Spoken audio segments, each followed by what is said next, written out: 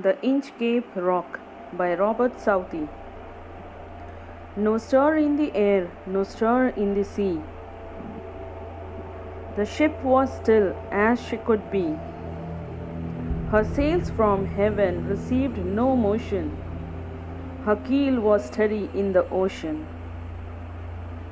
Without either sign or sound of the shock, the waves flowed over the Inchcape Rock.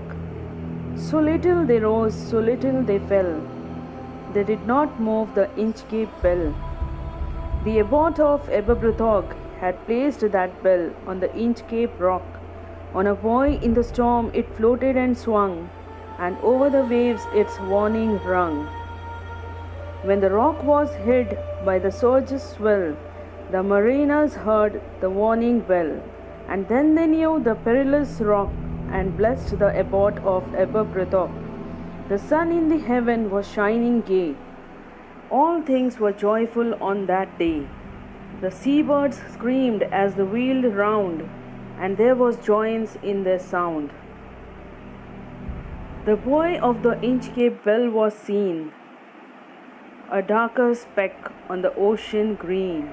Sir Ralph the rover walked his deck and fixed his eye on the darker speck.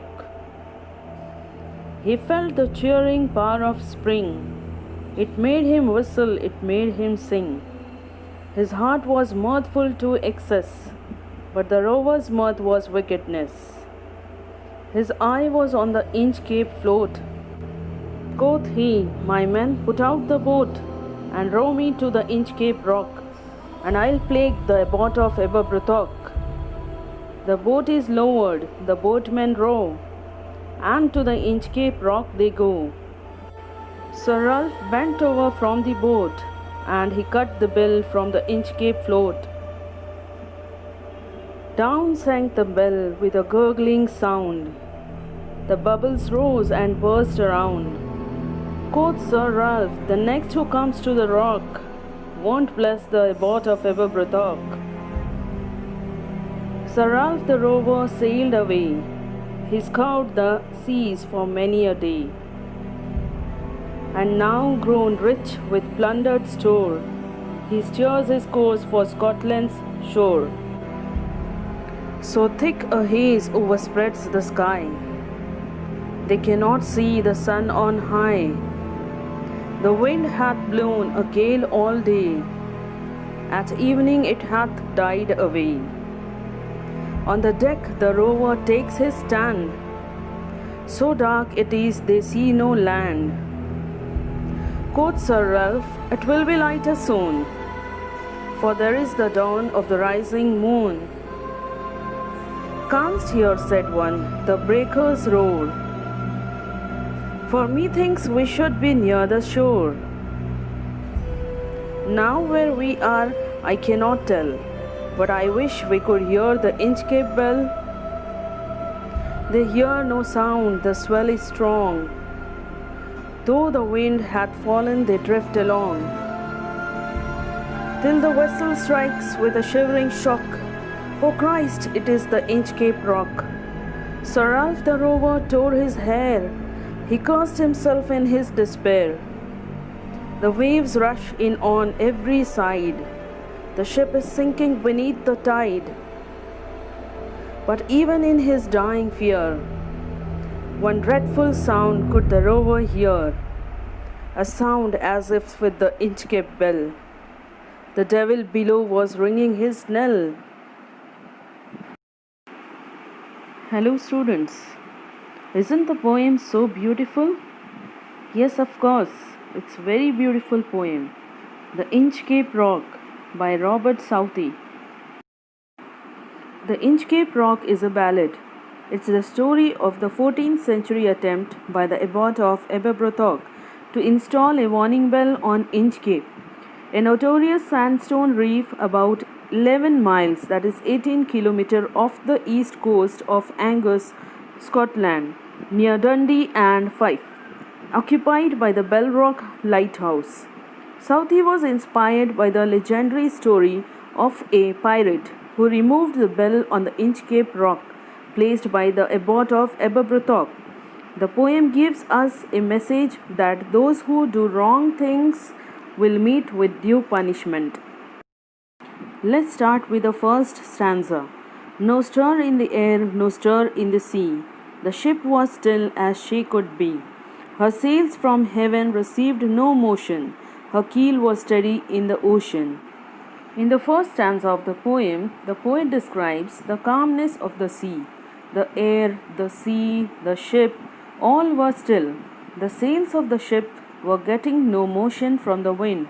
Its keel was steady in the ocean. Without either sign or sound of the shock, the waves flowed over the Inchcape Rock. So little they rose, so little they fell. They did not move the Inchcape Bell. So students, the poet in the second stanza describes the mild sea waves. The waves were rising and falling, so little that they did not make any sign or sound. The waves were gently flowing over the Inchcape Rock without moving or ringing the bell. The abbot of Aberbrothock had placed that bell on the Inchcape Rock. On a buoy in the storm it floated and swung, and over the waves its warning rung.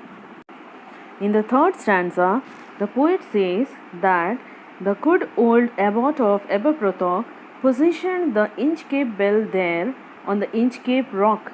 During the storms, it floated on a buoy and rang wildly, swung by the high tides to alert everyone that the dangerous rock was there. When the rock was hit by the surge's swell, the mariners heard the warning bell, and then they knew the perilous rock and blessed the abbot of Aberbrothock. Now students, in the next 4 lines, the poet tells us how the bell guided the mariners in the bad weather. The seamen could not see the rock as it stayed hidden under the high waves during the storms, but they could hear the ringing bell and went away from the perilous or dangerous rock. So the bell saved their lives. Then the seafarers blessed the abbot for his good job. The sun in the heaven was shining gay. All things were joyful on that day. The seabirds screamed as they wheeled round, and there was joyance in their sound. Now students, in the 5th stanza, the poet delivers a cheerful atmosphere, as it generally happens before every disaster. On a particular bright day, everything looked joyful. The seabirds were whirling over the sea and screaming in joy. The buoy of the Inchcape Bell was seen, a darker speck on the ocean green. Sir Ralph the rover walked his deck and fixed his eye on the darker speck. So here in the 6th stanza of the poem, Sir Ralph is introduced for the first time. On that fine day, the buoy, that is, an anchor floating sign to show the reef on the Inchcape Rock, was clearly visible, as it was a blackish spot in the green ocean. Sir Ralph the rover went onto the deck of his vessel and gazed at dark spot of the buoy. He felt the cheering power of spring.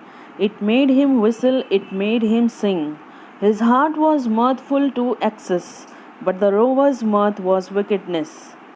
Students, here the poet deals with Ralph's feelings and thoughts. He was delighted at the good spring atmosphere. He was making whistling sounds and singing in joy. He was actually overjoyed, but no one knew that a sinful thought in his mind was behind this happiness. His eye was on the Inchcape float. Quoth he, "My men, put out the boat and row me to the Inchcape Rock, and I'll plague the abbot of Aberbrothock." Here, in the 8th stanza, the rover himself speaks and reveals his desire. His eyes were fixed on the floating buoy on the Inchcape Rock. Sir Ralph the rover ordered his crew to take the boat to the Inchcape Rock. Then he says that he is going to plague, that is, kill or destroy, the good work of the abbot of Aberbrothock. The boat is lowered, the boatmen row, and to the Inchcape Rock they go.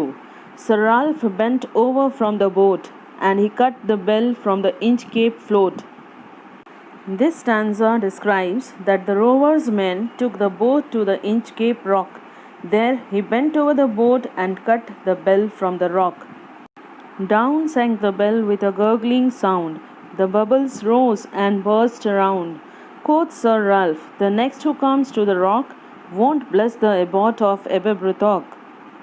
Now students, here this stanza pictures how the bell was sinking down, making bubbling sound. Bubbles rose and burst around. Sir Ralph was happy, thinking that the bell would save no more ships and the seamen would no longer bless the abbot. Sir Ralph the rover sailed away. He scoured the seas for many a day, and now grown rich with plundered store, he steers his course for Scotland's shore. Here the poet says that Sir Ralph the rover then sailed away from the rock. Thereafter he had robbed and looted many ships, which met accidents, crashing to the Inchcape Rock. He is now a rich man with all the looted treasures, and today he is going to the Scotland shore with his ship. So thick a haze overspreads the sky, they cannot see the sun on high. The wind hath blown a gale all day, at evening it hath died away. This 12th stanza describes the gloomy atmosphere on the day the rover is sailing to Scotland. The sun is hidden behind the thick fog. Strong winds were blowing all the day, and now in the evening it has stopped blowing. On the deck the rover takes his stand. So dark it is they see no land. Quoth Sir Ralph, "It will be lighter soon, for there is the dawn of the rising moon." Here the poet continues the gloom or the sadness. The rover is now on the deck of his ship. They can't see the land as it is very dark. Sir Ralph assures that the moon will appear soon, and so there will be light. "Canst hear," said one, "the breakers roar? For methinks we should be near the shore. Now where we are I cannot tell, but I wish we could hear the Inchcape bell." In this stanza, one of the Ralph's men says that he hears the roaring sound of the waves breaking against something, so he hopes they should be near the shore. He also regrets that the Inchcape bell is no more, as it could guide them in this situation. They hear no sound, the swell is strong, though the wind hath fallen they drift along, till the vessel strikes with a shivering shock. O Christ, it is the Inchcape Rock. The poet here says that there was no sound then. The tides were strong. The rover and his team are drifting along with the ship. Suddenly the vessel gets a jerking. They all realize that the vessel has hit the Inchcape Rock. Sir Ralph the rover tore his hair. He cursed himself in his despair. The waves rush in on every side. The ship is sinking beneath the tide. So here the poet tells us that Sir Ralph the rover pulls his hairs in frustration. He curses himself for his evil deeds. Meanwhile, the water fills in every corner of the vessel and it starts sinking in the sea. But even in his dying fear, one dreadful sound could the rover hear, a sound as if with the Inchcape bell the devil below was ringing his knell. Thus, in this stanza, the poet tells us that rover gets punishment for his sinful works. Robert Southey is a poet who always delivers a teaching through his poems. This too is not an exception. So students, the moral of the poem is, he who digs a pit for others falls into it. So students, today we have learned a lesson by this poem that virtue is always rewarded and vice is always punished. That means good deeds are always rewarded and bad deeds are always punished. Hope it's clear to you all. Stay safe. Thank you.